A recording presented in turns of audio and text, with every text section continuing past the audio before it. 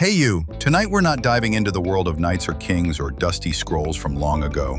No, tonight, we're spending the night with a man who absolutely refused to close his eyes. You're standing in a cluttered workshop. The floorboards creak under your socks. There's the faint smell of copper, ozone, and burnt toast. Everything's humming. Machines, filaments, Edison's brain, especially his brain. There he is, Thomas Alva Edison, eyes wide, hair askew, surrounded by ticking clocks and blinking lights. He's holding a notebook, talking to himself, and definitely not sleeping. Why? Because Thomas Edison hated sleep, loathed it, declared war on it. And by the end of tonight's story, you'll probably be asleep, which he would have found very disappointing.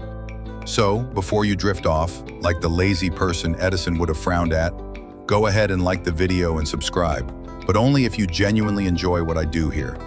And if you're still awake, drop a comment. What time is it where you are? And are you in pajamas yet? Now dim the lights, maybe crack open a window, and let's slip into tonight's very wakeful tale. You're in 1850s Ohio. A skinny little kid with wild hair is reading under a blanket with a candle. Dangerous? Yes. Preventable? Not really. Because this is Thomas Edison. And even as a child, the idea of sleeping through anything drove him nuts. He hated naps, he hated bedtime, and more than anything, he hated wasting time. Other kids played games or climbed trees. Edison dismantled his father's clock to see if time could be paused. Spoiler, it could not. Even his teachers were baffled. He wouldn't sit still, wouldn't stop asking questions, and definitely wouldn't stop working. Eventually, they sent him home, permanently. His mother homeschooled him, probably while yawning. But here's the thing, Edison wasn't just energetic, he was anti-sleep. He believed that sleeping more than 4 hours a day was a tragic mistake, a theft even. You imagine him sitting at a wooden desk by a smoky oil lamp, muttering, "While you sleep, I invent." Not quite villain level yet, but you see it starting. Historians still argue whether he truly needed less sleep or if he just bullied his body into submission. Some say he took micro-naps. Others say he simply powered through and collapsed later. Whatever the case, you wouldn't have wanted to share a hotel room with him. Now you're walking into Menlo Park, Edison's famous lab. It's not peaceful, it's buzzing, clanking, whirring. You can almost hear the caffeine molecules sprinting in his bloodstream. There's Edison again, older now, but still wide-eyed, surrounded by assistants who look like they've been awake for 7 consecutive presidential terms. He's working on the light bulb. You know, the invention that replaced candlelight, which, incidentally, helped humans stop going to bed at a reasonable hour. This man invented insomnia and called it progress. He reportedly worked 90 to 100 hours a week. He installed cots in the lab, but not for comfort. They were for collapsing when your legs stopped working. Edison once said, "Sleep is a criminal waste of time, inherited from our cave days." And then he probably tried to patent that quote. You imagine him nudging a tired assistant at 3 a.m. "What if glass wasn't round?"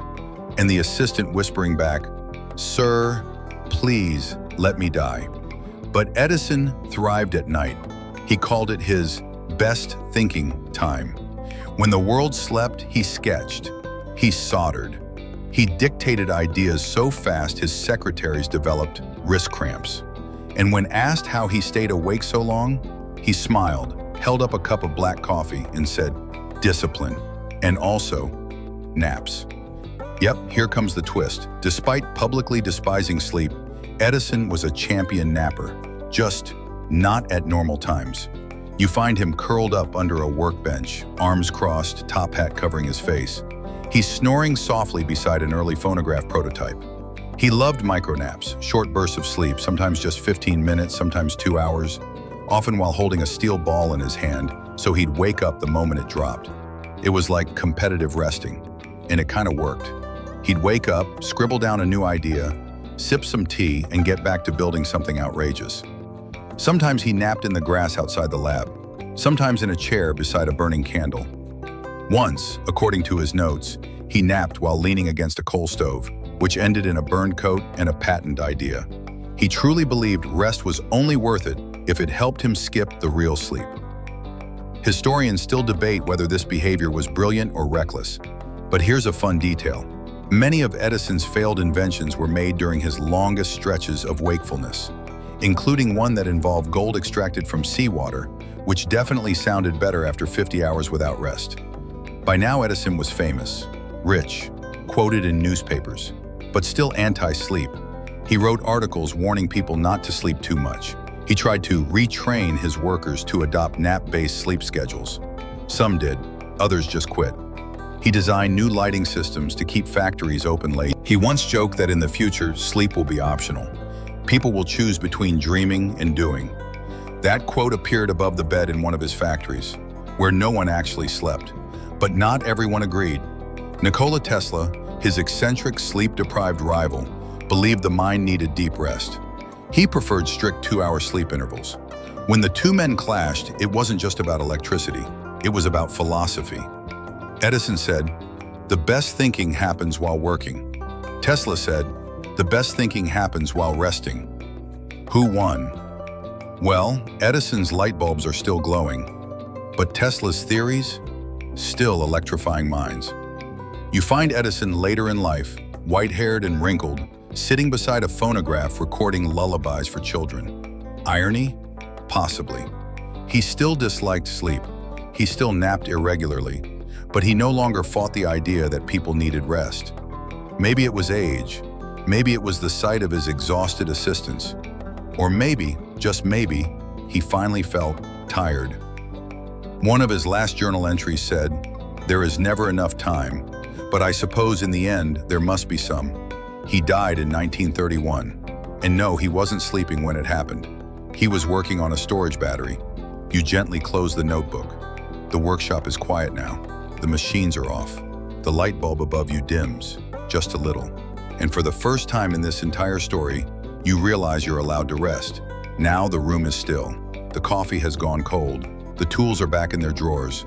The notebook lies closed, and for once, no one's inventing anything. You let your thoughts drift with the faint memory of ticking clocks and the smell of copper wire. Somewhere, in a forgotten corner of your mind, Thomas Edison is still whispering ideas to himself, but you don't have to listen anymore. You've done enough today. You've thought enough, built enough, tried enough. It's okay to sleep now. You're not wasting time. You're recharging your brain like a careful little filament, soft, steady, warm. So breathe. Let go of the buzzing workshop. Let the light bulb dim. Let the gears stop spinning. Let your body rest. The night is long, and this time, you don't need to fight it. Sleep well, inventor. Sweet dreams.